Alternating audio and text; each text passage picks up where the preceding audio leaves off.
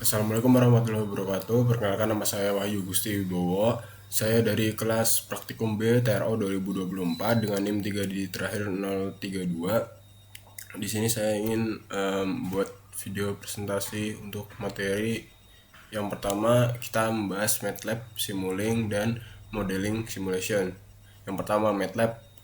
Apa sih MATLAB itu? MATLAB sendiri merupakan singkatan dari Matrix Laboratory, yaitu perangkat lunak yang banyak digunakan dalam bidang teknik dan sains untuk melakukan perhitungan numerik, analisis data, hingga simulasi sistem. Sedangkan Simulink adalah bagian dari MATLAB atau tools yang ada di dalam MATLAB yang digunakan untuk membuat sebuah model secara grafis. Artinya kita bisa merancang dan mensimulasikan sistem tanpa harus menulis banyak kode, cukup dengan drag and drop blok-blok diagram. Jadi Simulink kasarnya adalah sebuah tools yang berada dalam MATLAB, nantinya bisa digunakan untuk merancang sistem permodelan yang ingin kita buat. Lalu konsep modeling dan simulation. Nah, konsep modeling dan simulation adalah eh, ini sangat penting ya dalam dunia rekayasa, karena memungkinkan kita untuk mempelajari sebuah perilaku sistem tanpa harus membuat secara fisik terlebih dahulu. Dengan model simulasi, kita bisa menguji respon sistem terhadap berbagai kondisi parameter dengan cara aman, cepat, dan efisien. Jadi modeling dan simulation, intinya modeling adalah sebelum kita membuat sebuah model sistem yang besar, kita bisa memodelkan dan mensimulasikan dengan, dan nantinya kita bisa melihat apakah sistem yang kita buat sudah sesuai, sudah aman, sudah cepat, dan sudah efisien. Lalu lanjut, pengertian sistem dinamis. Apa sih sistem dinamis itu? Sistem dinamis adalah sebuah sistem yang memiliki keluaran berubah terhadap waktu akibat adanya masukan atau gangguan tertentu. Sistem ini biasanya dijelaskan menggunakan persamaan diferensial karena variabel-variabel dalamnya bergantung terhadap waktu.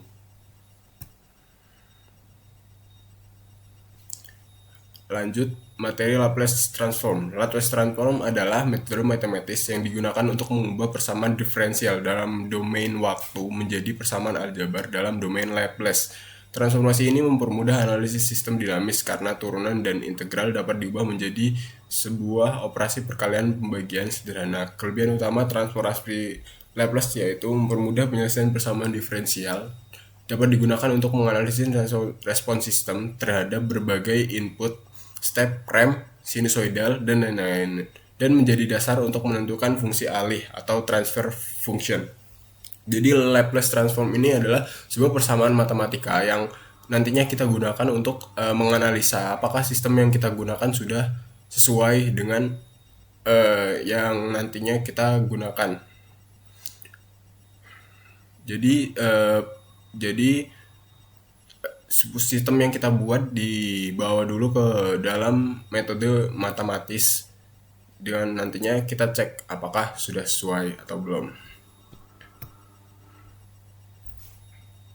Lalu ada transfer function. Ini adalah fungsi alih atau transfer function, merupakan representasi matematis dari sistem dalam domain Laplace yang digunakan hubungan antara keluaran dan masukan sistem.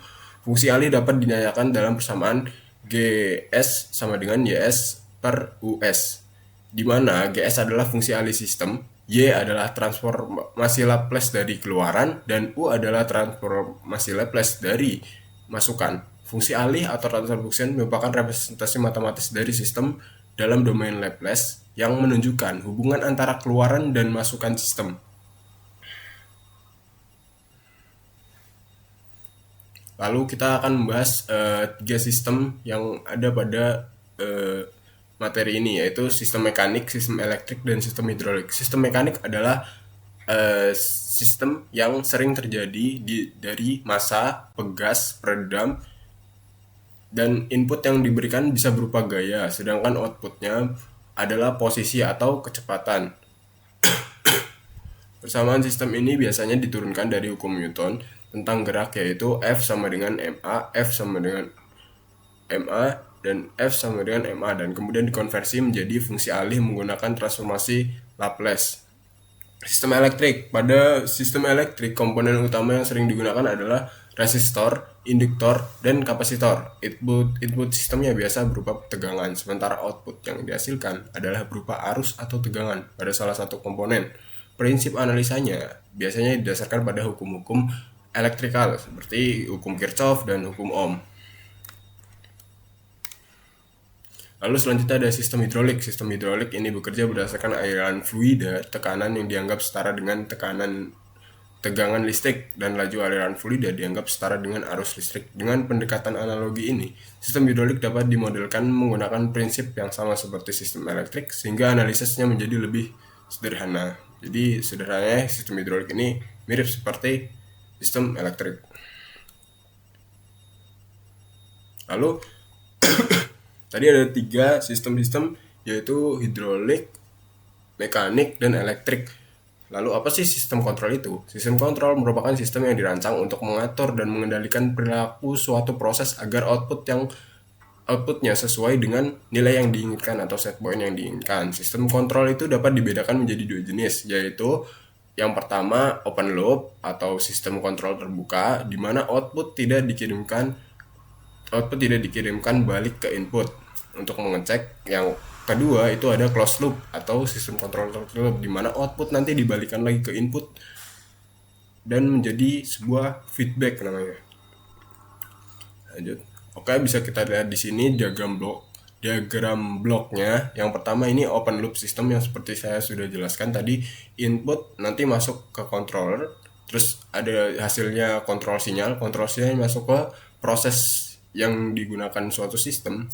Lalu outputnya itu tidak dikembalikan lagi ke input. Sedangkan bisa dilihat di sini di closed loop itu setelah melalui proses tersebut akan dibalikan lagi ke controller untuk dicek apakah sudah sesuai set point atau belum, atau ada feedback ketika sistem tersebut adalah closed loop. Lalu ini adalah komponen-komponen utama yang ada pada diagram blok tersebut. Mungkin saya jelaskan. Yang pertama ada input atau masukan. Ya, biasa input adalah nilai yang diinginkan, atau input di sini berarti adalah nilai yang diinginkan atau target dari sistem. Disebut juga biasanya set point atau reference input. Lalu yang kedua ada sistem atau plan. Sistem atau plan adalah bagian utama yang dikendalikan. Plan itu bisa berupa banyak sekali tergantung dari sistem itu seperti apa nantinya. Plan bisa berupa motor, heater, pompa, atau sistem mekanik yang lain. Yang paling didasari di sini adalah plan itu adalah sistem mekanik. Jadi fungsi plan adalah mengubah sinyal kontrol yang tadinya hanya sinyal menjadi bentuk hasil nyata atau output fisik, seperti gerakan membuka sebuah gerbang atau membuka yang lain. Itu sistem atau plan. Lalu C ada output. Output adalah hasil dari sistem yang diukur. Contoh seperti suhu ruangan, yang kecepatan aktual motor, atau yang lain-lain.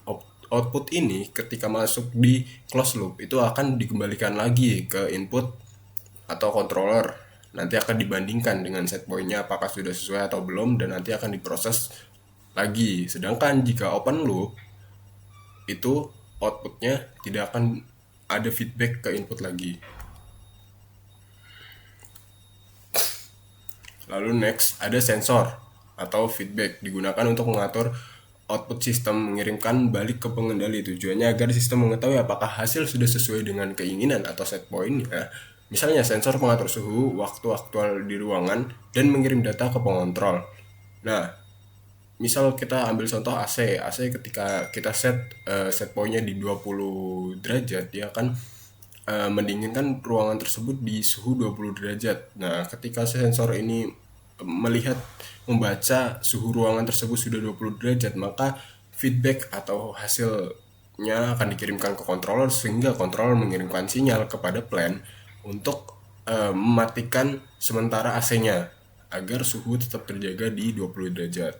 Lalu ada controller. Ini adalah otak dari sebuah sistem kontrol, yaitu bertugas menyesuaikan sinyal masukan untuk mengurangi perbedaan antara input dan output. Jadi set point dan output itu yang bertugas untuk menjaga itu controller. Pastinya controller di sini adalah adalah bagian part paling penting dari sistem kontrol. Jadi seperti yang sudah saya jelaskan tadi, jika sebuah sistem itu melenceng dari nilai yang diinginkan, pengendali akan mengoreksi secara otomatis ketika feedback itu dimasukkan lagi ke dalam controller. Lalu F adalah error sinyal, merupakan selisih antara set point dan output aktual feedbacknya. Nilai error digunakan pengendali untuk menentukan tindakan selanjutnya. Contoh, jika ruangan 23 derajat tapi targetnya 25, maka errornya 2 derajat Celcius. Pengendali akan menambah daya heaternya sehingga suhu ruangan mencapai target set point-nya yaitu 25 derajat Celcius dan tidak terjadi error sinyal. Lalu selain ini masih ada yaitu gangguan atau turbulence yang biasanya ada ketika sistem itu sudah sistem yang besar. Jadi kesimpulannya adalah MATLAB dan Simulink adalah alat penting untuk memahami dan menganalisa sistem dinamis secara visual dan interaktif. Melalui konsep transformasi Laplace dan transfer function yang secara matematis, kita dapat memodelkan sistem mekanik, elektrik, dan hidrolik agar lebih mudah dianalisis. Diagram blok membantu menggambarkan alur hubungan antara input, proses, dan output suatu sistem, sedangkan Simulink mengukuhkan simulasi nyata menggunakan berbagai blok seperti source, sink, math, library, logic operation, dan subsistem. Dengan demikian, kita dapat merancang, menguji, serta menyempurnakan sistem kontrol secara efisien sebelum diterapkan nantinya di dunia nyatanya. Mungkin sekian, setelah ini kita lanjut ke pemodelan atau kita lanjut praktek di MATLAB dengan menggunakan Simulink. Oke, kali ini kita akan ngetes atau kita melihat di sini cara penggunaan MATLAB. Jadi tadi saya sudah record tapi suaranya belum ada. Jadi ini penggunaan MATLAB. Pertama kita bisa buka MATLAB. Ini tampilan awal dari MATLAB. Lalu untuk membuka Simulink, kita bisa ke bagian Simulink, lalu kita langsung creating model. Kita klik pada bagian blank model. Lalu langsung saja buka blank model. Nah, ini untuk melihat blok-bloknya, kita bisa membuka library browser yang ada di atas ini. Mungkin kita bisa cepat saja biar.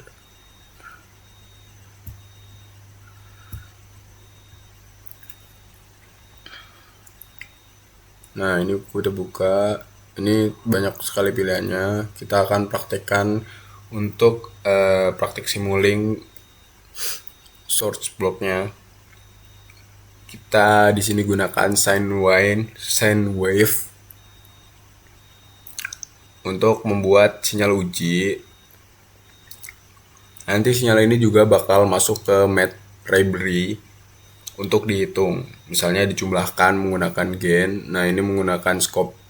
Tapi sepertinya di sini scope-nya salah. Kita skip dulu. Nah, ini scope-nya sudah benar. Itu scope yang digunakan, harusnya yang bawah yang ada tanda seperti tanda panah. Ini kita juga bisa ubah sine wave-nya, parameter seperti amplitudo, frekuensi, dan lain-lain dengan mengklik 2 kali pada sine wave-nya. Kita bisa run, lalu kita bisa cek scope-nya. Nah, di sini kita bisa lihat scope-nya sudah tertampil untuk grafiknya. Lalu kita bisa praktekkan yang lain dengan menggunakan Demux dan Mux. Mungkin tadi saya salah, jadi kita skip saja ke bagian sini. Nah, ini dengan menggunakan gain itu pengkali ya, bisa disebut pengkali.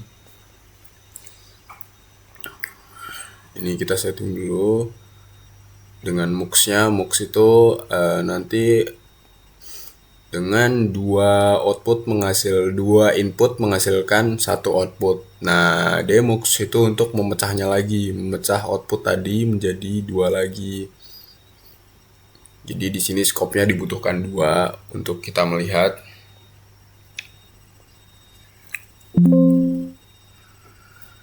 Nah, di sini terlihat di scope seperti ini untuk ininya hasilnya. Jadi bisa juga menggunakan lookup table buat melihat, terus bisa menggunakan user define function untuk memasukkan rumus matematikanya custom. Nah, di sini untuk penggunaan demux dan mux. Ini terlihat ya di sini pada output itu karena dua sinyal yang berbeda, jadi sinyalnya ada dua. Nah, di sini untuk Vmax-nya bisa dilihat di sini berbeda karena dia dipecah lagi. Yang di sini paling tinggi 2, yang skop bawah itu paling tinggi 1. Seperti itu. Kita sekarang coba membuat sebuah penjumlahan menggunakan konstan untuk logika kontrol menggunakan switch.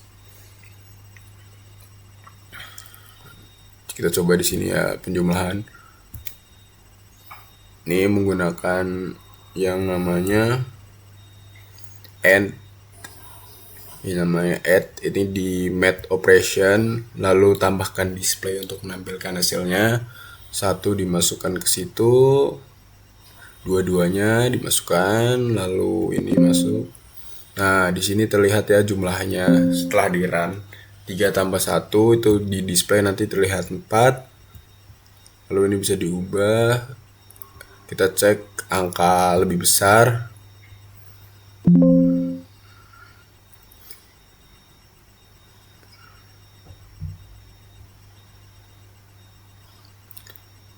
Lalu ini kita juga bisa gunakan untuk logic operation. Di sini saya contohkan untuk logic operation tetap menggunakan display karena kita butuh display. Kita run. Ini untuk AND OR, kita coba untuk AND. Nah, untuk AND kan harus inputnya sama agar 1. Jadi kita coba 1 dan 1, kita run, di sini hasilnya 1. Jadi itu bisa mempraktekkan juga logic operationnya. Mungkin selanjutnya saya ingin mencontohkan untuk membuat sebuah subsistem. Nah, sebenarnya rangkaiannya harusnya berbeda dari ini, tapi kita coba dari sini saja. Jadi jika sudah ada rangkaian contohnya, lalu kita blok rangkaiannya, kita bisa Ctrl G atau kita klik kanan. Di sini ada create subsystem from selection. Nah, ini akan jadi subsystem. Nah, subsystem ini nantinya harusnya ada input dan ada outputnya. Jadi itu untuk meringkas sebuah rangkaian menjadi satu, nanti dimasukkan itu nanti rangkaian yang lebih di rangkaian yang kompleks itu dibutuhkan. Lalu ada mfile juga. Mfile saya kurang paham gimana caranya, tapi sepertinya mfile tuh masuk ke MATLAB-nya. Lalu kita misal kita definisikan di sini A sama dengan 5 seperti itu. Nah, nanti di MATLAB di Simulink-nya itu kalau kita di sini kita define dengan A, itu akan sama dengan seperti yang di MATLAB sini, yang di mfile tadi. Intinya seperti itu.